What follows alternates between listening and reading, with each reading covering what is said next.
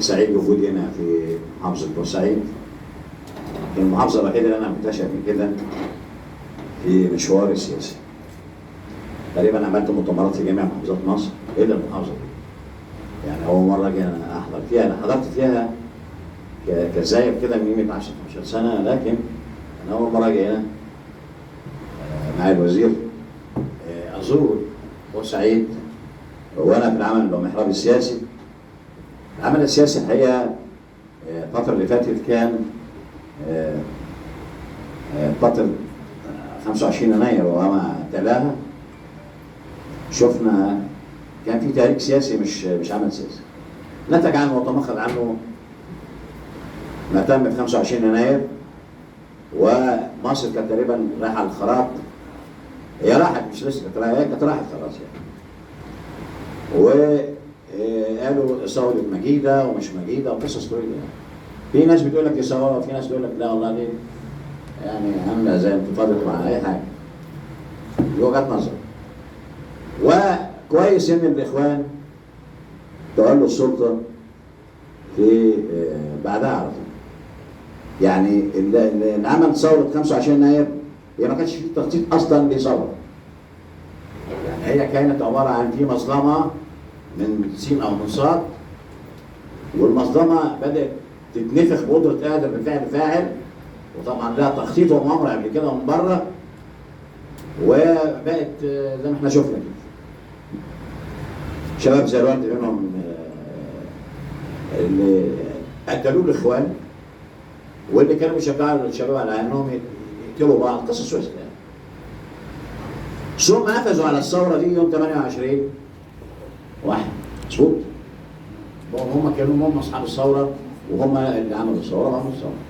الناس دولت حتى في احداث 48 عن حرب 48 ما رضوش يحاربوا. ثوره 23 يوليو اشتركوا معانا؟ لا مش هنشتري، احنا مع الملك.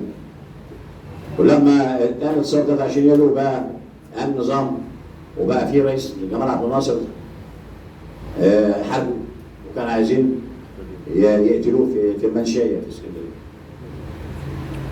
فهم الاخوان هم في كل حته، هو هذا التنظيم، هذا الفيروس اللي تركوه الام اي 6 الانجليزي اللي هي جهاز الاستخبارات العسكريه البريطانيه من سنه 28. هم كانوا عارفين انهم هيسيبوا مصر في يوم من الايام وهيغادروا القاهره مصر. فقبل ما نمشي، هو دايما الاستعمار الانجليزي كان كده. يعني احنا شفنا الاستعمار الفرنسي في شمال افريقيا، في المغرب وفي الجزائر في تونس، والايطالي في ليبيا. كانوا الثلاثه دول في الشمال خالص يقعدوا فترات طويله وغيروا الهويه لحد ما، حتى اللغه. تنزل كده المغرب، انا قعدت في المغرب سنه ونص، انزل المغرب يتكلموا فرنساوي زي ليبيا، ويتكلموا اللغه العربيه مكسره. شرحوا الجزائر، شرح تونس. ليبيا نفس الليبيا، كلامه ايطالي شويه وبتاع. احنا الشعب المصري ده شعب له تاريخ عريق وممتد بعبق التاريخ. الانجليز ده عندنا هنا 70 سنه. يعني احنا هم خرجوا من عندنا يتكلموا اللغه العربيه. وشعب عجيب يمتص اي حد يحتله. بدليل احنا ناس كتير احتلونا. اتراك والعثمانيين يعني احتلونا فتره بتاع 600 سنه. وقبلهم لغايه ما ترجع ورا الرومان والحضارات، سواء الحضاره الرومانيه ولا بتوع البطالمه اللي هم اليونان يعني. دول حضارتين كانوا كبار جدا عاملين زي امريكا دلوقتي. كل دول احنا ما كلمناش ايطالي بسم الله ما شاء الله يعني، ولا كلمنا يوناني ولا حاجه. زي ما احنا ايوه كنا نتكلم الاغريقي قريب بعد الدخول الخبط في مصر هنا، كنا الحروف كانت شغاله. وبعدين بدات تخف اللغه ديت شويه شويه، وبعدين دخل القبط. لان القبط برضه خلي بالك حافظوا على التاريخ الفرعوني بالكتابات بتاعتهم الأوروبية اللي موجوده سواء في اوروبا حتى الان وفي مصر هنا. يعني عايز اقول الشعب ده شعب له جذور ضربه في اعماق التاريخ. اي حضاره حاولت تسيطر على هذا الشعب وتدوبها جواه ما حصلش.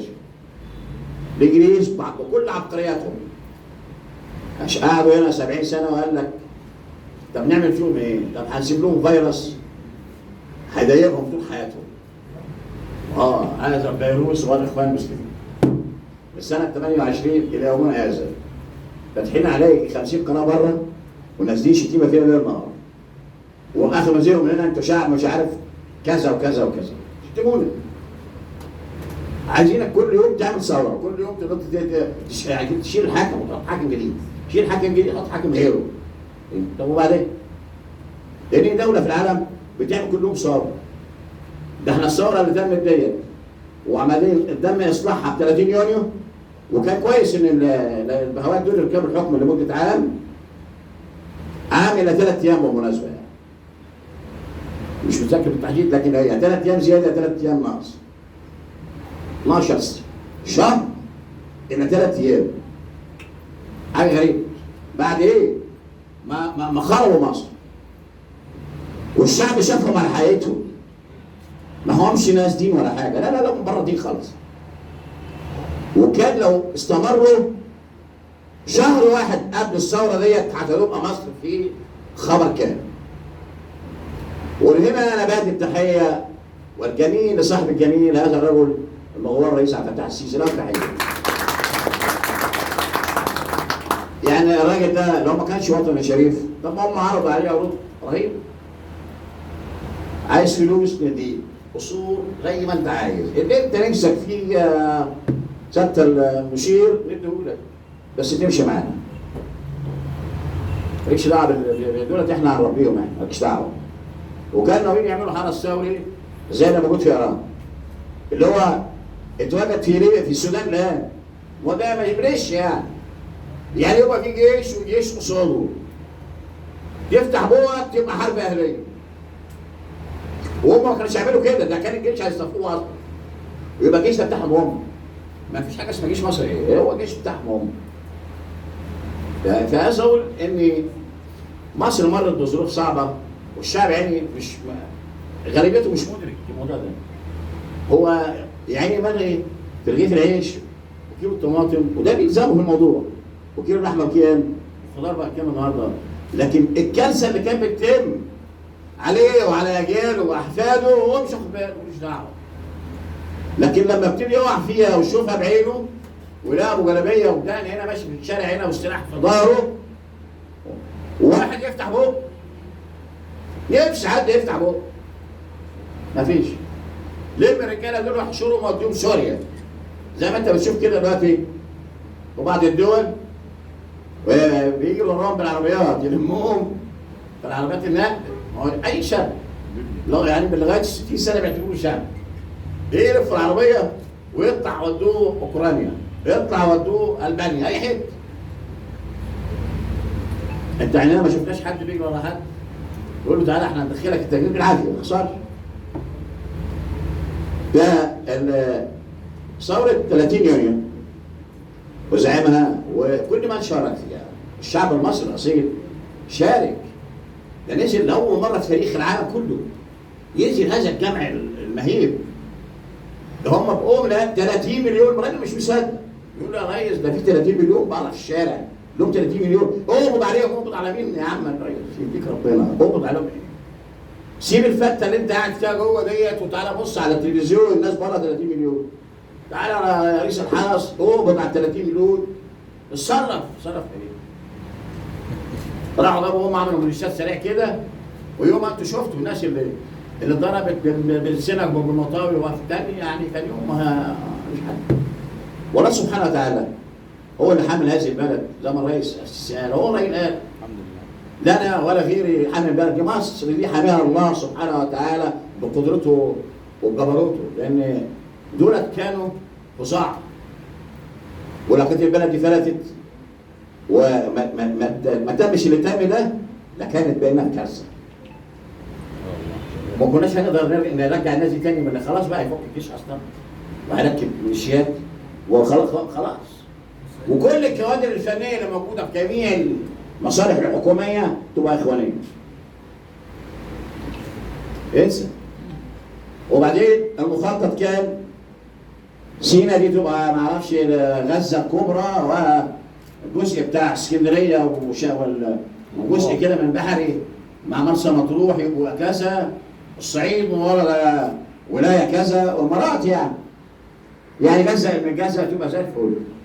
في النهايه كانت الخطه بتاعت الاخت كوندوليزا رايس وتمشي بمخطط جميل جدا ان تبقى اكبر اقليم في المنطقه. تخيل اسرائيل اللي عايشه حاليا دلوقتي